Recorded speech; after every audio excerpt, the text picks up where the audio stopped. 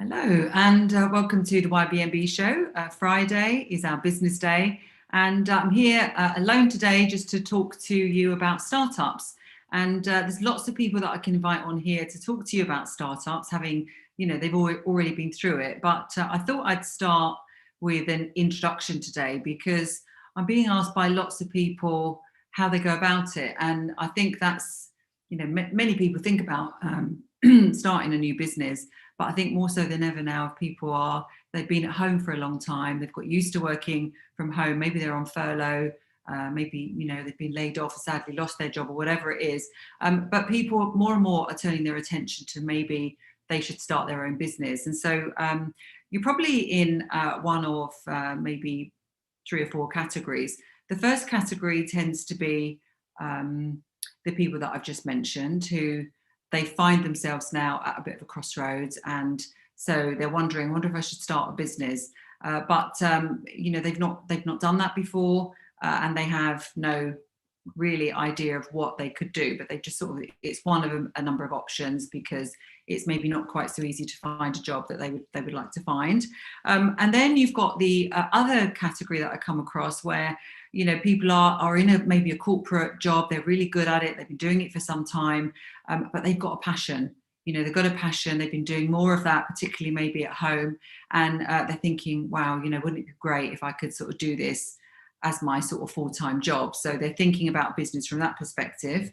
And then you've got another category of people that, have run businesses, maybe they started a little while ago, but it's just not going anywhere. It's not quite going where they wanted it to go. And they feel like they've actually almost swapped, a job for another job. It just so happens that they're the boss. So that's probably, maybe you're in that category. I'm not sure. I suppose the fourth category is where people want the best of both worlds. They would like to have a job which is giving them a regular income, but they also want to have what is commonly known as a side hustle as well.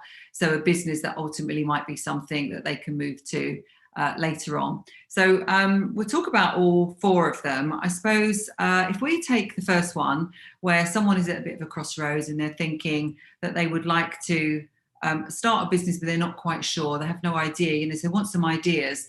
So, it boils down to a few things. Firstly, it's always nice to think, what is it that you really love doing? What are you actually naturally interested in? If you think about the things that you go to commonly, if you're sort of scrolling through social media, or if you're idly sort of flicking through channels or reading or whatever, what is it that tends to attract your attention? So for some people, it could be, what's going on in the stock market. So they're constantly finding out and looking at what's going on in the stock market, and that's naturally what's interesting to them.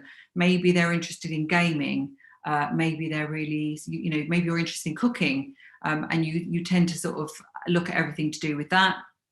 Could be anything. Could be art. I know someone who has done more and more drawing, and pursued more and more sort of their artistic interest during lockdown. So that's the first thing, is to think about what it is you're really, really interested in, because, sorry, I just turn that clicking off, because if you were to go to something like LinkedIn, and let's say, art is the thing that you're interested in, and you were to put under jobs, you would put in the search bar artistic or art, you'd be amazed at how many jobs pop up. And so that's the one thing is, and those jobs could be jobs that you now go and apply for, but in the context we're talking about today, starting your own business could give you ideas and inspiration of the sort of areas where you could start a business. So that's the first thing, what are you really interested in? The second thing, and this tends to be quite closely aligned, is what are you good at? So what have you been doing already in your past that comes a bit more naturally to you, you've got lots of experience in it, and maybe you could just apply that to your own business now. So for example, I had someone on the YBMB program, talking to my private group, my members, just the other day, and he'd been in finance for a long time, and he decided that he was going to go and try and give the banks a run for their money, and he set up this business that became very successful in helping small businesses with their finance needs. So doing, loans to businesses, but on much more preferential, much more speedy process than banks could do it. And ultimately he exited that business and he sold it. And it was turning over multi millions at the end of it. So this was something that not necessarily did he love. He loved the client side of it, but it was something he had a lot of experience in. I suppose the other area of inspiration is to sort of look around what's needed by everybody. What are you doing in your everyday life that you see there really is a need for? One of the things that springs to mind immediately is that most people now have a need for technology in their homes, much more than they used to. I'm talking about from a business point of view. You know, we're all now doing lots of Zoom meetings and things. And so that probably means that whereas before people didn't need to have any IT support, maybe now they do. People are more interested now in putting forward a personal brand, for example. So maybe you want to get involved in marketing. If you're interested in fashion, you know, people are now spending much more time in, you know, athletic wear, and sort of leisure wear at home. So maybe that would be more of an area to get into. So I think that those are the places I would look for inspiration. If you're that sort of person who's thinking, you know, I'd like to do it, but I'm not quite sure what to do it in. Another thing you can do is you can look at what your friends are doing and what your colleagues are doing and people around you are doing, maybe on your social media, because there is always an opportunity to get involved with someone else's business. So you don't have to just start one from completely scratch. You know, you could get involved with someone else and maybe they need a partner, maybe they want to collaborate. And if you don't ask these things, you'll never find out. So that's another thing that you could do, is you could just put it up on all your social media that you're looking at maybe pursuing business avenues, starting a business, joining someone else's business as a partner. And if anyone is interested in your area of expertise and having you as a partner, then to reach out. So that's also an opportunity. You also could find that there are lots of people with businesses where, you know, they've decided for whatever reason they want to exit that business and maybe they're just about to close it down. So what you could also do is put yourself out there as someone who you know, is willing to take over a business. And I don't necessarily mean to pay lots of money for it, but maybe you take over the business, you take over the majority of the shares, you leave the old owner with a small shareholding, and you take that business and you run with it as yours. And now you've got all that new sort of enthusiasm and passion. And you could definitely find that there are people, and you don't even need to know them either. Again, you could put this on your social media, or you could, you know, you could start to look at the press and sort of see what businesses have what got posted dormant accounts. You can go into Companies House and see dormant accounts, businesses with dormant accounts. So there's lots of different ways to get involved in a business, you know, from, like I say, starting it from scratch to literally collaborating or even taking over a business. So that's the first thing that I wanted to say for those of you who are just starting out. And the next thing, and I'll come on to details of how to sort of get this business up and running in a minute, but just addressing the other types of people. So then you've got the person who's just got this real passion. They've got this wonderful idea. They really love it. Let's just say it is cooking, but, you know, maybe they're in a corporate world, maybe they're a lawyer, let's say. Well, that is where the sort of side hustle potentially could come in, because you could set up a whole new website and an Instagram page, a LinkedIn page in the name of a new entity, a new business entity. And there is nothing to stop you from really starting to build up interest and a brand there, ready for when you maybe finally take the leap, or even start to get one or two clients. I know somebody on my program, you know, she's on the YBMB program, so she's got a really good, very solid job, you know, that she's highly successful in, and you know, she's very what's the word? I'm looking for the word to skilled in doing it. That's not the word I was looking for, but anyway. But at the same time, she set up this other business in coaching in an area that really, really interests her, that she has a passion for, because she received that same type of coaching herself when she was younger. And so she's just gently building up that brand now, doing some work. You know, she allocates a set amount of time to it, but she's still very able and skilled to hold down this full-time job as well. Then you know, you have the situation where you just, you know, you've been doing something in a job for a long time. You think you're really good at it. You know you're really good at it, but you know, maybe you're just not feeling as rewarded as you could, either financially or recognition. And maybe you just want to be your own boss and you want to do that same thing, but you want to do it for yourself. I would strongly recommend that if you'd like to do it. But just with one word of caution, which is to say that, you know, let's say, for example, I don't know, but let's say you're in personal training. So you're a great trainer. but now you've decided that you want to branch out and be independent and not work for the company anymore. Just bear in mind that once you actually come out of working for someone else and you go and work for yourself, that there are a whole other range of skills that you're going to have to pick up. So you may be an excellent personal trainer, but are you going to be an excellent business runner? Because all of a sudden there's this whole new set of skills and all this other stuff to take your time up, ranging from marketing to financial management, to advertising, to customer service, and to acquiring customers.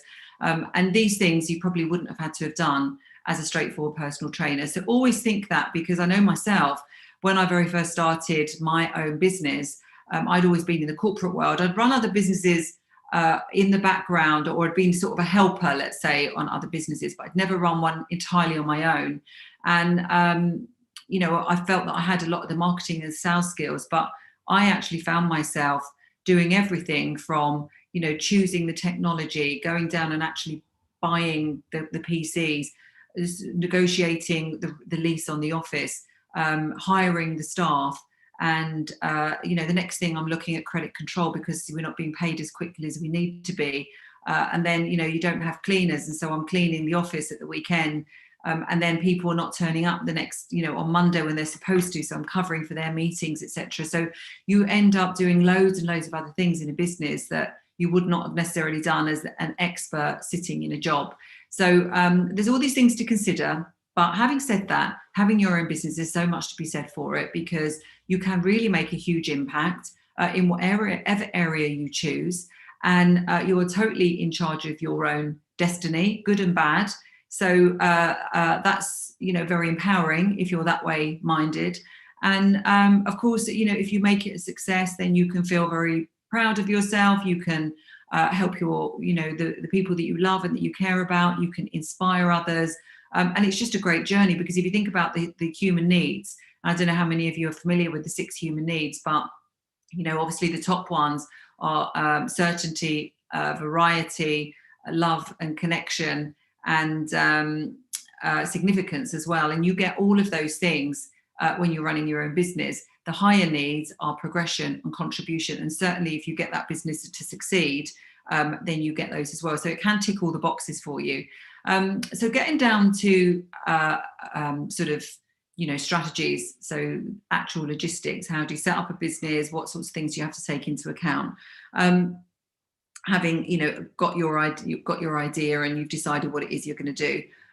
Well, like I said, either, you start from scratch, or you join someone else's, or you purchase someone else's. Let's assume that's done. But you've got to have a business plan. You can sort of headlong start doing it, but then it becomes very quickly just a job. So you do need to have a plan. And I have a great structure for a plan that I share with all the people on my program, on the YBMB program. I call it Jim Sport.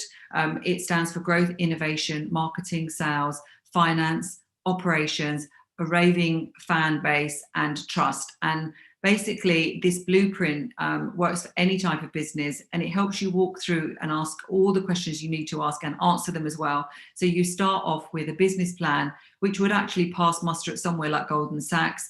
And then you have this, and then you can sort of get down to actually the doing, knowing that you know exactly where you're trying to get to. And of course you update that plan as you go along, and you review your progress against it. But I'm a big believer in what gets measured gets done. So you need to put some measurements and key performance indicators and some some targets in that business plan, so that you know what you're aiming for and you don't get dragged off track, because that's very easy to happen. In terms of sort of administration, very often people sort of want to know that. And to be honest with you, that's the tiny part of the picture. But I'll just tick it off as a sort of, what you've got to do. You've got to set up an account on Companies House. And it's very intuitive. It will walk you through how to set up your business. And it will ask you all the questions about, where you're based. You have to have a registered address for your company. So you set the company up. You can do it online. It's literally, it takes hours, if that. Not even that, for them to come back and confirm the details of the company for you. And then after that, you obviously apply for a business bank account. These days, this is more difficult. There's many questions that banks are asking. They're inundated, obviously, with the pressure of the pandemic. But eventually you do that. And I found that the online banks are much more slick, much quicker to deal with than the old school banks. You might find the same. So try one of the online banks if you want to, and that's really quick, and they're very, very good. You need obviously to set up your methods of communication. So you need a domain. So you can go on something like Reg123, and you can set up a domain, and you can then set up your website. You can set up your email. Obviously, you need to know the name of your company to set up the domain and set up the company and to set up the bank account. I'll leave that fun part to you, because as long as someone else doesn't have that company name, then you can have it. And I really don't think it matters. There's not a best thing for a company name. It could be anything, such as Apple, which who would have thought, that would have been, it just shows it, a name doesn't matter, doesn't it? Through to, a name after yourself. All I would say is, if it's named after yourself, you are forever going to be the face of that company. Whereas if you want to create something that ultimately you might sell, then maybe it's better that it's not actually named after you. But having said that, there are many big brands which are named after individuals that, are long gone now. They were the founders, weren't they? You've also advised to make sure that you hire an accountant. And if necessary, if you're not really techie minded, somebody to support your IT for you, so that things, as soon as you are a company owner and a director, you have responsibilities that you have to adhere to, so you have to get your tax returns in on time, your company returns in on time. It's a legal responsibility. So hire an accountant. They won't charge very much if you're just a startup, but you do need to make sure that you budget for these types of things. And like I say, either be prepared to spend quite a bit of time sorting out your technology, or alternatively get someone to do that for you as well. And I can always, I've got, obviously with years of business experience, I've got a big network of suppliers like that. And if any of you are wanting some sort of help and guidance, I can always recommend people to you. And on YBNB, if you join the program, I take you right the way through the full 13 weeks, exactly how to do this, whether, no matter what stage you're at, whether I've got people on the program who are all the categories that I mentioned, in great corporate jobs, but want to start something, in great corporate jobs, don't want to start something, just want to carry on doing really, really well in their corporate life, through to people that, are at the crossroads I mentioned, who want to start a business, through to people who've got a business. There's one person on there who's had a business for 20 years and just sort of felt they needed that oomph, to move it forward, wanted to pivot it or whatever. Talking about budget for IT and marketing and things of that nature, having a cash flow forecast is very important as well. How are you going to fund this business? More latterly, and particularly in the tech world, I'm finding that people are looking to raise funds.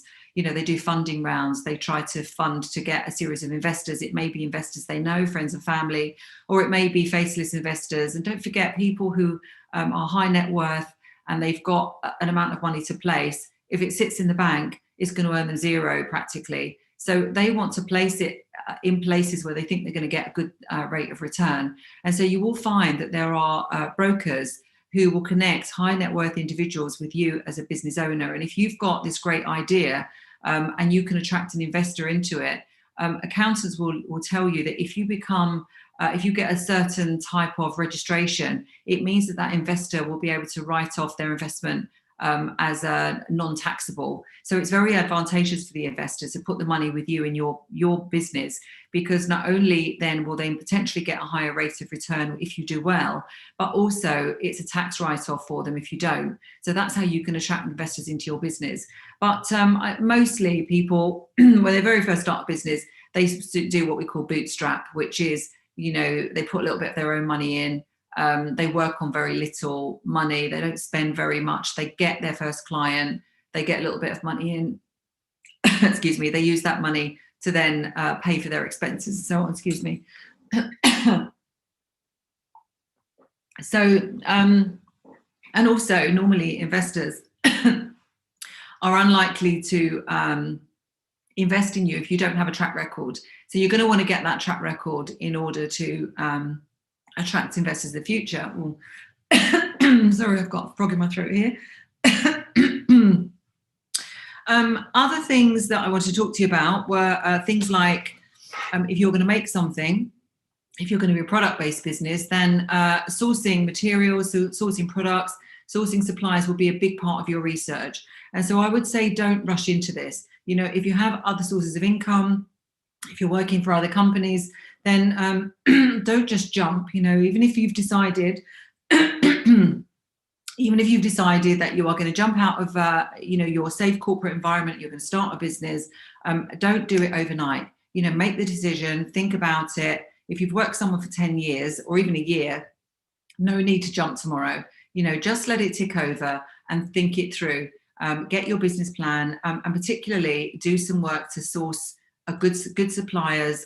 We had a packaging workshop that we do with our YBNB members just yesterday, where there's someone on the program who's hugely experienced with sourcing packaging. So she knows exactly where to go, places like China, how to negotiate, what the distribution time might be, a lead time of about 2 months to actually get your content, how much to order, what's the room for negotiation, what's the best products, which ones don't work because the boxes don't stick properly, and all of that. I mean, it was very enlightening. So if you're a product-based business, you want to learn these types of things, you want to do this research. Of course, if you come on YBNB, then we can teach all of this stuff. So do your research beforehand, because when you do start a business, it's so easy to make mistakes. It's so easy to spend a lot of money and not get your return for it. Thinking of spending a lot of money, that's the other thing as well. If you're trying to get clients, we often get people on the program who they've started a business,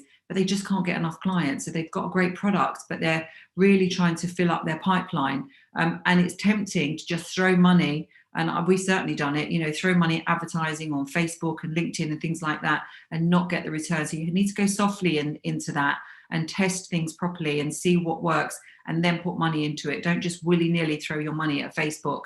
Very easy to spend a lot of money doing that. And at lots of things when you're setting up a business. And say, for example, you manage to get one of these bounce back loans, be careful with it. Because what we don't want, is for you to quickly spend it and be in any false sense of security, and then find that now you've got to pay it back and you can't get enough clients in to do it. So by having a business plan and covering a lot of these things, then you protect yourself from that.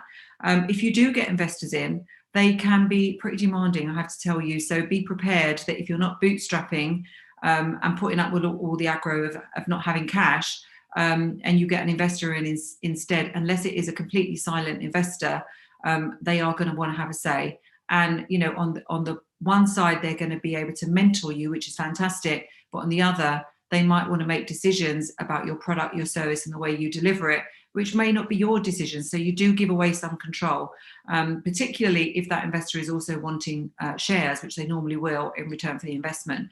And that's why, talking about a mentor, why I think my YBNB offering is so useful for people, because I can provide you with this mentoring, as can the other people in my team who are on the program, and of course the other members as well, like the lady yesterday who's got all this experience in packaging. That's not my experience. I just brought her into the platform, and people found this so useful. So if you come on a program like this, it's really going to give you the benefit of that knowledge, and you're going to find expertise which you'll take years to find elsewhere. You can find it here. You can learn from it, and you would have me as a mentor, but also that group around you to bounce ideas off of, and also to sort of hold your hand, to be your cheerleader, to help you when things are going well, but also to hold your hand if maybe they're not, to keep you going and keep you motivated. And on that part, like you know by now, it's not all business strategies. Succeeding in business is not just about all the things that I've mentioned, although of course these are important.